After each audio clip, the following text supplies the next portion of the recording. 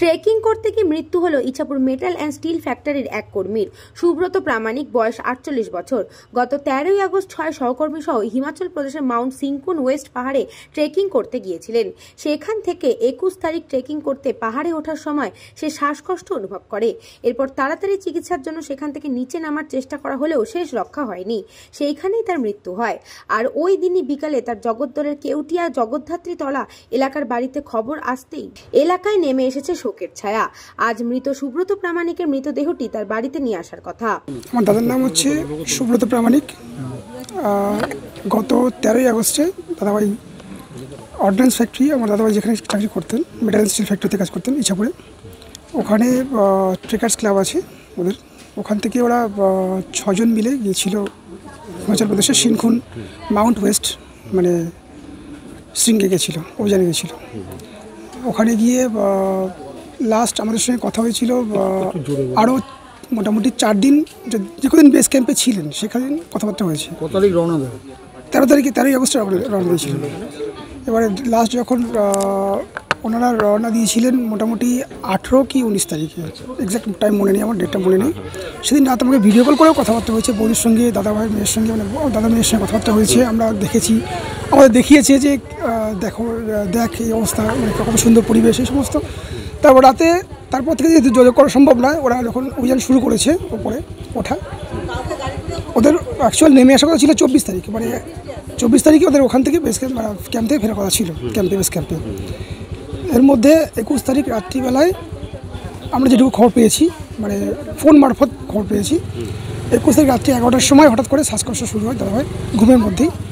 ঘুম থেকে ওঠে এবং আশেপাশে যারা সহকর্মী ছিলেন তারা সঙ্গে সঙ্গে ওনাকে অক্সিজেন দিয়ে মোটামুটি রিকভার করার চেষ্টা করে, রিকভার হয়েও ছিল।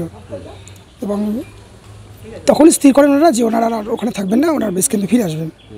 সেই অনুযায়ী ওরা পরের দিন সকালবেলা ওনারা ফিরে আসেন এবং রাস্তায় মোটামুটি আনুমানিক যা শুনতে পেলাম বা যা খবর পেলাম, সেটা 300 মিটার 350 মিটার ওনারা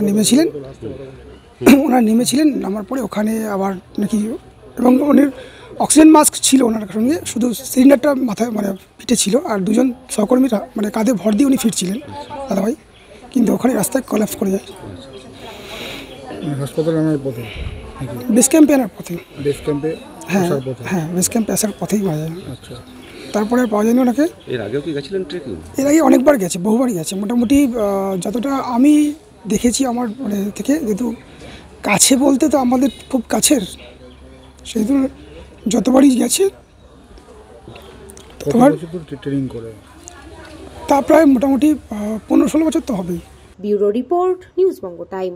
আস্থা পলিক্লিনিক ও ডায়াগনস্টিক সেন্টার, এক ছাদের তলায় বিশিষ্ট চিকিৎসকদের চিকিৎসা পরিষেবা পেতে আজই আসুন আস্থা পলিক্লিনিক ও ডায়াগনস্টিক সেন্টারে। আমাদের ঠিকানা নোনা চন্দনপুকুর, চ্যাটার্জিপাড়া। আমাদের যোগাযোগ নম্বর 7003758330। फास्ट मूविंग वर्ल्ड में वही आगे है जिसके पास है स्पीड, जैसे मेघबाला ब्रॉडबैंड। सही स्पीड सही पहचान। सो अगर कांस्टेंट फास्ट स्पीड चाहिए तो ले आइए Meghbala broadband. New Shatarupa one stop solution for your smart choice. এখানে সকল প্রকার ব্র্যান্ডেড কোম্পানির TV, fridge, mobile, computer, laptop, sound system এবং মোবাইল ও কম্পিউটার অ্যাক্সেসরিজ সঠিক মূল্যে বিক্রয় করা হয়। প্রতিটি কেনাকাটায় আকর্ষণীয় ছাড় এবং নিশ্চিত উপহার। ঠিকানা ইন্দ্রনগর, সোদপুর, কলকাতা 110 এবং Muragachha, Sodepur, Kolkata 111। Animesh Suzuki, BT road, Agarpara. Motorcycle মানে সুজুকি। মোটরসাইকেল সেল এবং সার্ভিস করানো হয় অত্যাধুনিক যন্ত্রের মাধ্যমে। এখানে অত্যাধুনিক মডেলের বিভিন্ন গাড়ি পাওয়া যায়। পাবেন Suzuki Hayabusa, Suzuki Gixxer, Suzuki Bergman, Suzuki access 125 এবং সাথে সার্ভিস সেন্টারের সমস্ত সুবিধা। আমাদের শাখা আগরপাড়া, ব্যারাকপুর ভিআইপি তে। সকলকে সাদর আমন্ত্রণ। ওম সাই ব্যাংকুয়েট অ্যান্ড গেস্ট হাউস। আপনার পরিবারের যে কোনো সামাজিক অনুষ্ঠানের জন্য আসুন ওম সাই ব্যাংকুয়েট অ্যান্ড গেস্ট হাউসে। এই অঞ্চলের সবচেয়ে বড় সেরা ব্যাংকুয়েট। সিজন টাইমের ভিড় এড়াতে এখনই বুকিং করুন। আমাদের ঠিকানা ডাক্তার গোপাল চ্যাটার্জি রোড, সোদপুর, গির্জা। আমাদের যোগাযোগ নম্বর 90517142